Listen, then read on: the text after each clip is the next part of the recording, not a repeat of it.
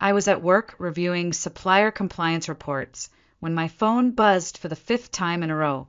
All the missed calls were from the same number, home. I stepped outside the food safety lab, assuming something urgent had happened.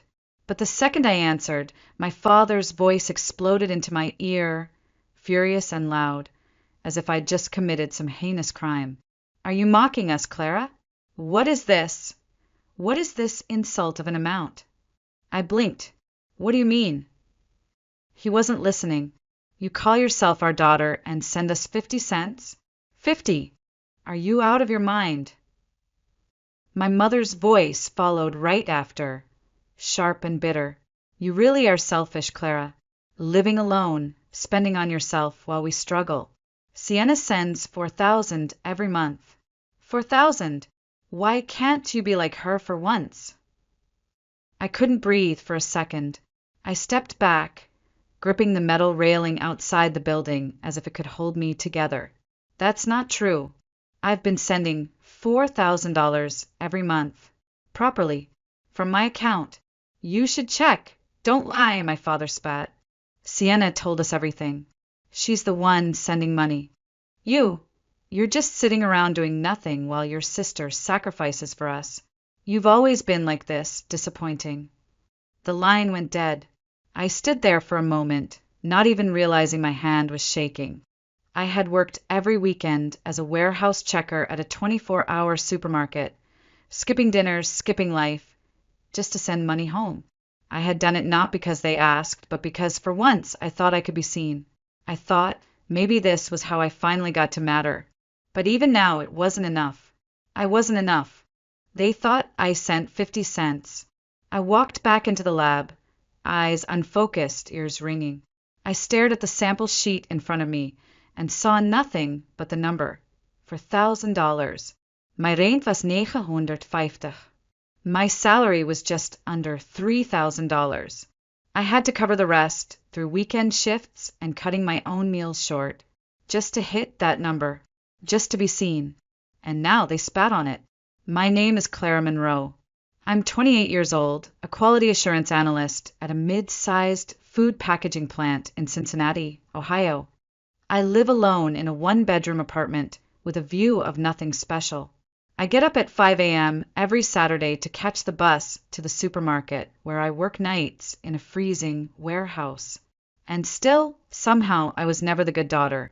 Sienna, my younger sister by 5 years, had always been the star. Tall, dazzling, born with a face that drew compliments like flowers draw bees. She had been called angelic since she was in kindergarten.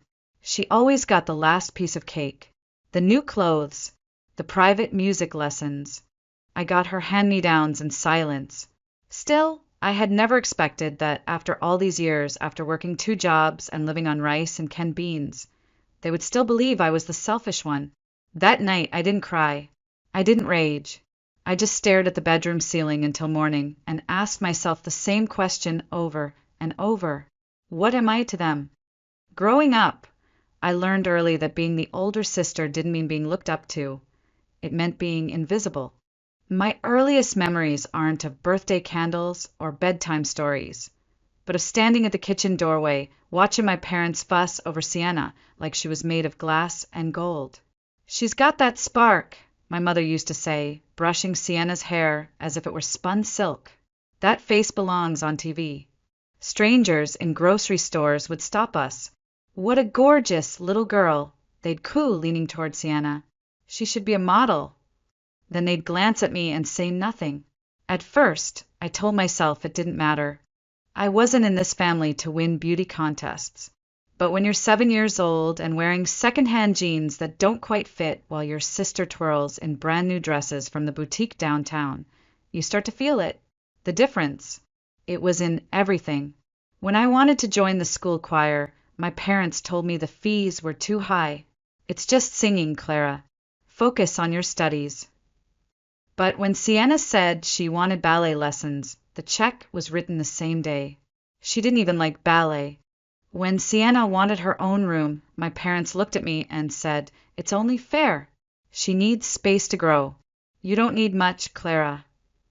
So I packed up my clothes and moved into the living room, next to the old cabinet with our grandparents' photographs. No one asked me if I was okay with it. They just assumed I'd understand, because I always did. It was my grandfather, Walter Monroe, who made me feel like I was more than background noise. He was the one who held my hand during thunderstorms, who brought me violets every spring, who sat me on his lap and told me stories about brave women and quiet victories. He was the one who named me Clara, because you were born just as the violets bloomed, because you'll grow strong and quiet like them. He died when I was 9, and from then on, there was no one left in that house who really saw me. I didn't complain when I had to wear shoes with soles flapping. I didn't protest when Sienna borrowed my markers and never returned them. I didn't cry when she told me, "You can't borrow my stuff. It's mine, but I can use yours, you don't care." When I brought it up, my parents said the same thing every time. "Clara, let it go. You're the older one. Be mature. Sienna's still a child." Even when she lied, even when she screamed at me for things I hadn't done, even when she broke my science project the night before the fair, and I had to present a paper instead of a model. No one ever scolded her. No one ever apologized to me.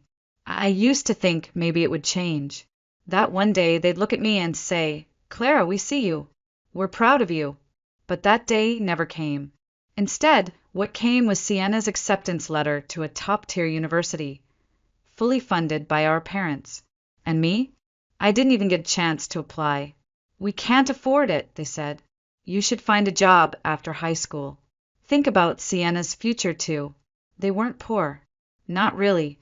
But when it came to choosing between the two of us, they always knew who deserved more. And it was never me. I was 21 when I moved out. It wasn't out of rebellion. It was survival. I just started working at a food packaging company 3 train stops from home. And though the salary wasn't great, I thought maybe if I stayed at home a few years, I could save enough to go back to school or just breathe. But even after high school, nothing changed. I was still the afterthought. Still the one who had to wait to shower. Still the one who ate dinner alone if Sienna was in a mood. Still the one expected to step aside when her voice got louder. So one evening, without telling anyone, I packed 2 suitcases, grabbed a used microwave from a Craigslist ad, and rented a studio apartment downtown. It was small, drafty in the winter. The water heater clicked like it had asthma. But it was mine. Living alone was the first time I ever felt at peace. I saw my parents now and then, at birthdays, holidays, sometimes not even that. But I always called. I always sent cards. I always remembered anniversaries. Maybe I thought that would be enough to prove I still cared. Then came the phone call from Sienna. She sounded different, less performative, maybe even sincere. "I've been thinking," she said. "Mom and Dad gave us everything. I want to start giving back." I stayed quiet. She went on, voice unusually enthusiastic. "We should send them money, Clara. A thank you. Just $4,000 a month. Between the two of us. I mean, I'll cover most of it. I make more than you. But I thought we could do it together." For 1,000? That was more than I paid in rent and food combined. I hesitated. "That's a lot, Sienna." She giggled. "Modeling pays well, you know. I've been doing some influencer gigs too. And anyway, I think Mom and Dad would be really touched. We could surprise them. Oh, and let's send it under a fun name. Maybe Rain. So they won't know right away." I didn't understand the point of the secrecy, but something about her tone, hopeful, bright, made me want to believe. That maybe Sienna was finally growing up. That maybe this could be our shared olive branch. I agreed. That night, I opened a joint transfer app and scheduled $2,000 from my savings to go out the next morning. My salary was just shy of $3,000. That meant I'd have to find another $1,000 every month. So I picked up a weekend job at a nearby supermarket, night shift in the stockroom. It was cold in the winter, humid in the summer, and smelled faintly of onions and bleach. I stopped ordering takeout. cut my phone plan, sold my bike. Anything to keep the numbers working. There were nights I came home, peeled off my uniform, and collapsed onto the mattress without changing clothes. I set alarms to study for a small business consultant certification, hoping I could climb up at work and eventually make more. But every time I felt the ache in my back, every time I counted coins at the register, I told myself it was worth it. This is how you prove you love them, Clara. This is how you earn your place. And so every month, without fail, I sent $2,000, signed from Clara Monroe. The other $2,000, I assumed Sienna was sending it too. That's what we agreed. That's what I believed. The first time they yelled at me, I thought it was a mistake, a glitch in the transfer, a miscommunication. But when I explained, when I told them clearly, I've been sending $2,000 every month under my name, my father snapped, "Don't lie. We know it's Sienna who's been sending $4,000. You only sent 50 cents. 50 cents. At first I laughed, a hollow sound that died before it reached my lips. Dad, check the receipts, I said quietly. Check the transaction logs. But he wasn't listening. My mother took over, her tone bitter, disgusted. Sienna is smart. She's successful. She sends us what she earns with pride. Meanwhile, you're off wasting money, pretending you're a martyr. They believed her.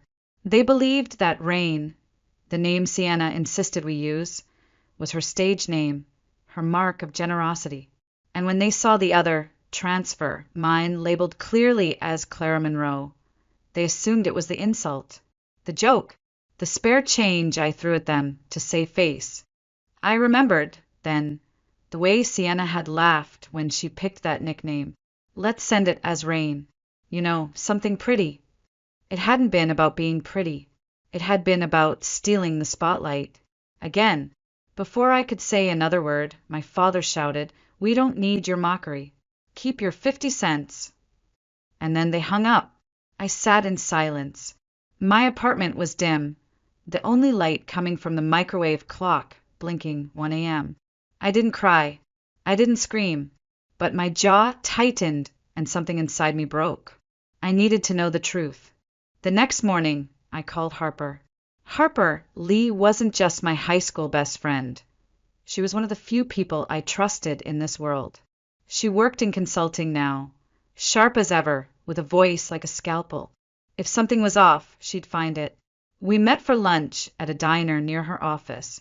I hadn't even finished telling the full story when she leaned back in her chair, arms crossed. "Clara, you're too kind. That's your problem.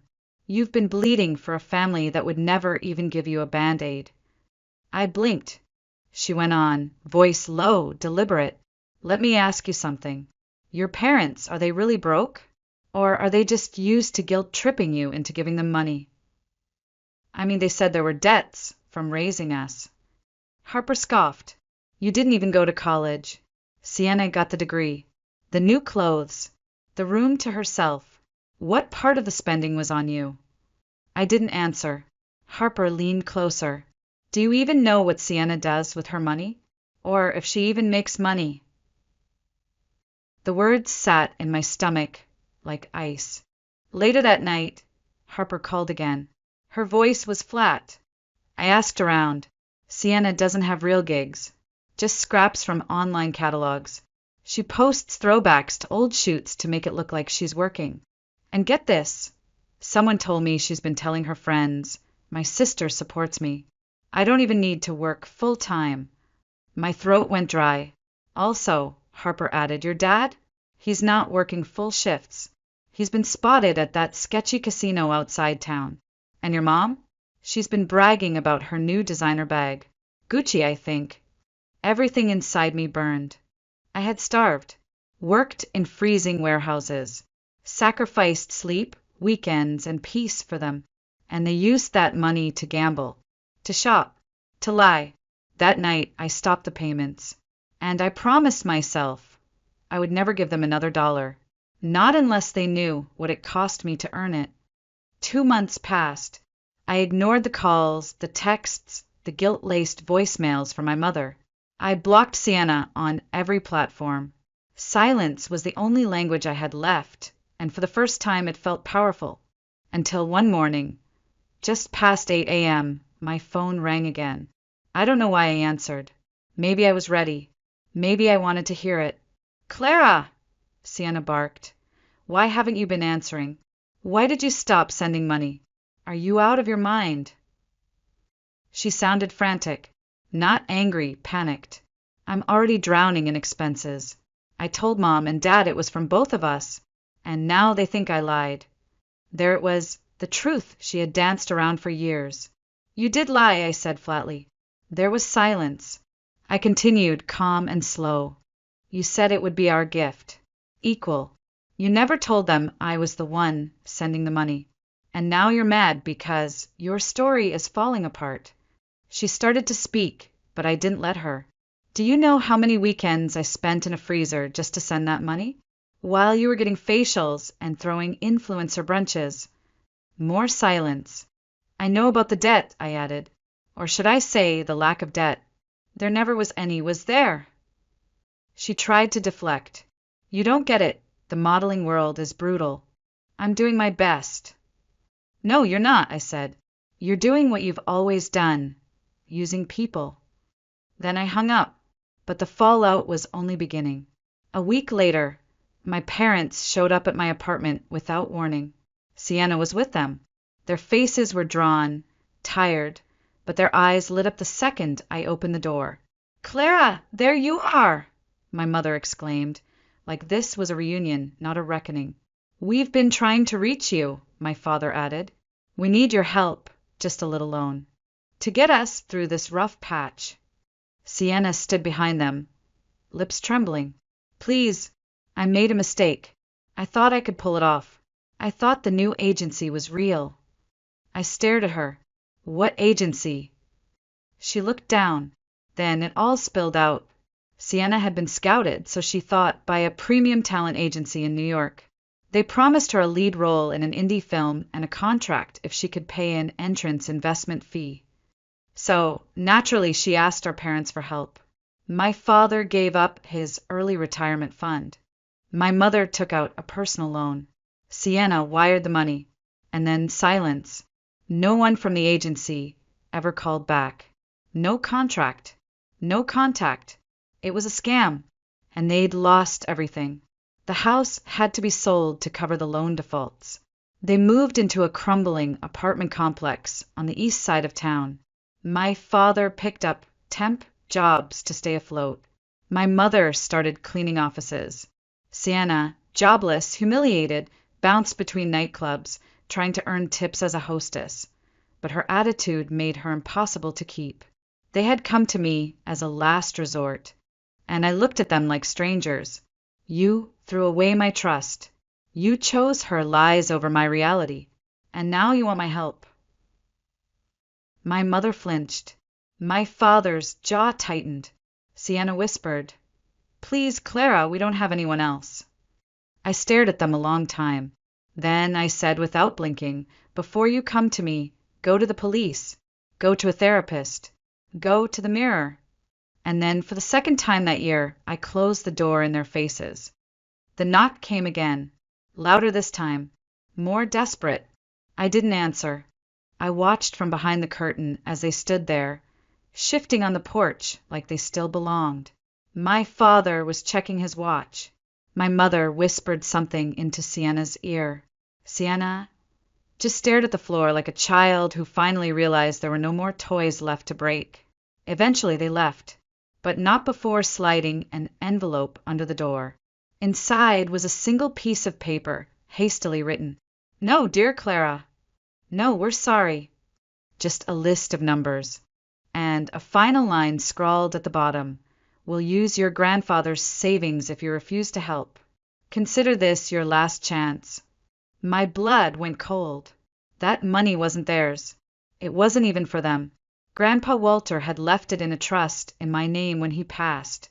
He'd seen something in me back then, something he wanted to protect, something he wanted to survive. And now they wanted to rip even that away. I didn't hesitate. I went to the bank the next morning and transferred the entire amount into a secured investment account under legal lock. I changed my number. I notified my landlord not to forward anything from unknown senders. I deleted every old voicemail, every text, and then I breathed. It wasn't just about money anymore. It was about finally standing up and saying no more. No more pretending. No more trying. No more believing that if I just loved them harder, they'd eventually see me. They never would. I wasn't their daughter. I was their resource, their afterthought, their backup plan when Sienna's charm failed to cash out. So I stopped playing the role. I stopped answering to the version of Clara they'd created in their heads. Weeks passed, then months. The silence became comfort, not punishment. I focused on work. I took the certification exam I'd been studying for and passed with top scores. Harper helped me apply to a new consulting firm in Columbus, bigger, better pay, with actual opportunity for growth. They hired me as a team leader. I moved into a sunlit apartment near the river, the kind with hardwood floors and a little balcony where I could grow violets, just like the ones Grandpa loved. One afternoon, as I was unpacking a box of books, my phone buzzed. It was a message from Harper. "You've come a long way. I hope you see that." I stared at the screen for a long moment. Then I replied, "I do. For the first time. I really do." And I meant it. 5 years later, I would think back to that day as the real beginning of my life. Not the day I graduated, not the day I moved out, but the day I chose myself, the day I let them go, and watched myself rise in the silence they left behind. 5 years. That's how long it had been since I last heard their voices. In that time, I got promoted twice. I mentored 3 junior analysts. I built a tiny garden on my apartment balcony and learned how to make bread from scratch. I traveled. I read. I laughed more than I thought I ever would. And I never once looked back. Not until Harper's wedding. It was a warm October afternoon in Miami. Sky like silk. Breeze rolling off the ocean with just enough salt to remind you where you were. The ceremony was held in a seaside chapel, small but radiant, filled with soft music and the kind of laughter that only comes from people who truly love each other. Harper looked stunning. Her gown simple, her eyes brighter than I had ever seen them. She had always been the strong one, the one who pulled people back from the edge. The one who reminded me that love didn't have to be something you begged for. Her husband, Michael, was kind, patient, the sort of man who never needed to be the loudest in the room. Together, they looked like a promise finally fulfilled. As the reception settled into a rhythm of toasts and slow dancing, Harper came over and took my hand. "Clara," she grinned, "there's someone I want you to meet." I followed her to the edge of the terrace, where a tall man stood watching the ocean. Tan suit, light beard, smile that flickered even before he turned to face me. "This is Nick," Harper said, nudging me. "Architect. Heart of gold. Has a thing for violets, apparently." Nick laughed, the sound low and easy. "Only because they're stubborn flowers. They bloom, quietly, even when nobody's watching." I raised an eyebrow. "That sounds familiar." He looked at me then, and I swear, for a moment, it felt like the world paused. We talked the rest of the night about books, cities, how the Midwest teaches you to hold silence like armor, how sometimes letting go of your family is the only way to build one of your own. He didn't ask me what happened, and I didn't offer it. Some things don't need to be explained to be understood. Later, as the evening faded into candlelight and the DJ started playing soft jazz, I stepped outside to the balcony alone. The sky stretched wide, cloudless, infinite. The kind of sky Grandpa Walter would have loved. I closed my eyes. "Are you watching, Grandpa?" I whispered. "Your Clara's okay now. I'm blooming, just like you said I would." Somewhere in the distance, a bell rang softly. I smiled. Maybe this wasn't revenge. Maybe it was just freedom. And maybe, just maybe, that was the most powerful ending of all.